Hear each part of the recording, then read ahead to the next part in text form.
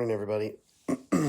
I just watched Coffee with Kenny, and I wanted to respond to that real quick. Not because I disagree necessarily, I just want to give some context from different perspective.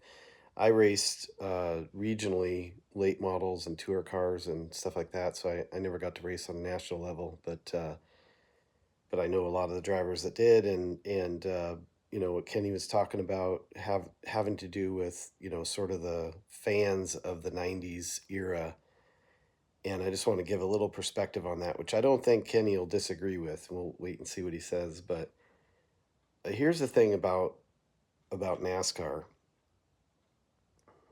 It's not like other sports, uh, and there's a couple reasons for that. Number one is because it's not as old; it doesn't have as much history. NASCAR is a relatively young sport, and when most of us were growing up in it, it was even younger. And it therefore had a more personal feel to it. A lot of the drivers were perceived and in reality were just real regular men. And that doesn't isn't to say that today a lot of the young personalities aren't just as real as they were back when we were watching the Allison brothers and Cale Yarborough and when Dale Earnhardt and the Waltrips and Wallaces but we had an opportunity to, I guess, more easily relate with these guys, and I think that was a big deal for all of us who are fans of this great sport. And the other thing is that's different than other sports is with NASCAR, you choose who your team is, you choose who your driver is.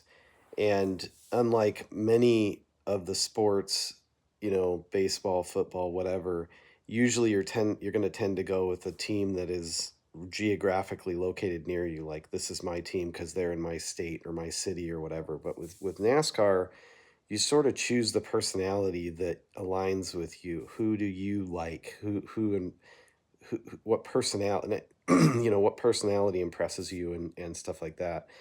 And so you do end up having uh, this likeliness of losing fans over time because the fans are tied more to the personalities than they are to the sport. It's not that, for me, I grew up, I told my mom when I was 4 years old, I wanted to drive race cars, and that was one of my passions, and, you know, raised my boys doing that, and they're now wildly better and have been wildly better behind the wheel and gotten way more opportunities than I ever did. Uh, but um, I guess my point is that, like, with you know I'll just give you an example. Like, for me, I always really liked Bobby Labonte, Terry Labonte as well, but more so Bobby Labonte for some reason. I think. Um, I mean, obviously, I liked all the guys. I knew them all, but Bobby in particular was a Christian guy. He was conservative. He was methodical. He's a lot like me.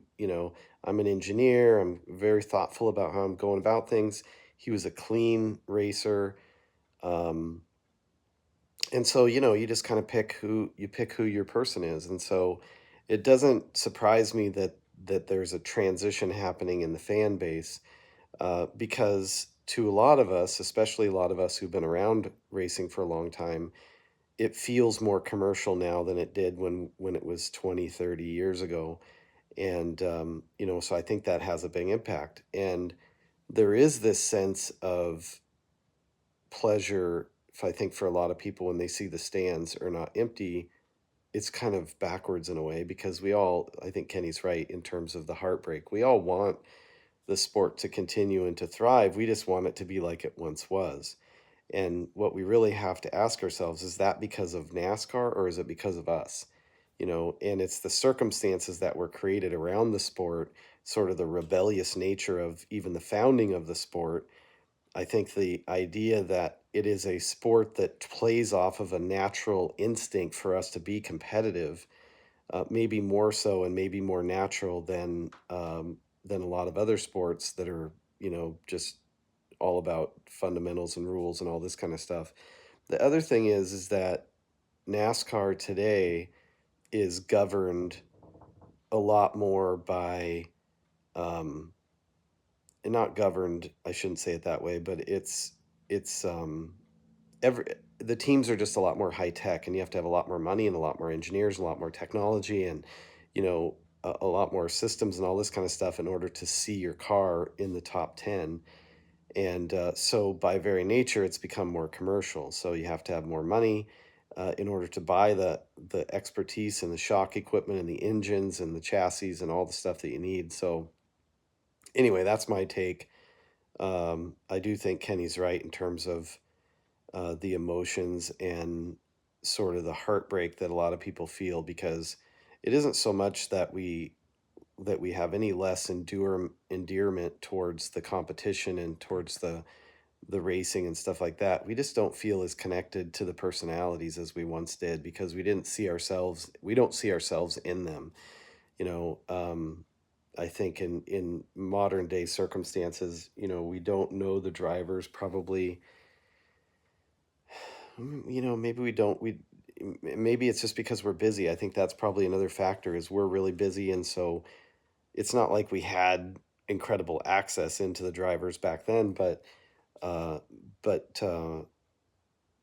it just feels a little bit different now. A lot of the drivers are really protected, and it's not as likely that you're gonna you know run into them somewhere or something. They're just kind of these elite folks, and so it's just different. And even if that's not reality, um, it does tend to feel that way. So anyway, hopefully that gives some context, and I certainly do um, appreciate Kenny and his take and his perspective and his thoughts, and he's always been so entertaining, and it's fun that he's chomped onto social media here and continues to allow those of us who know about all the personalities and the circumstances, different things that he often talks about, being similar age.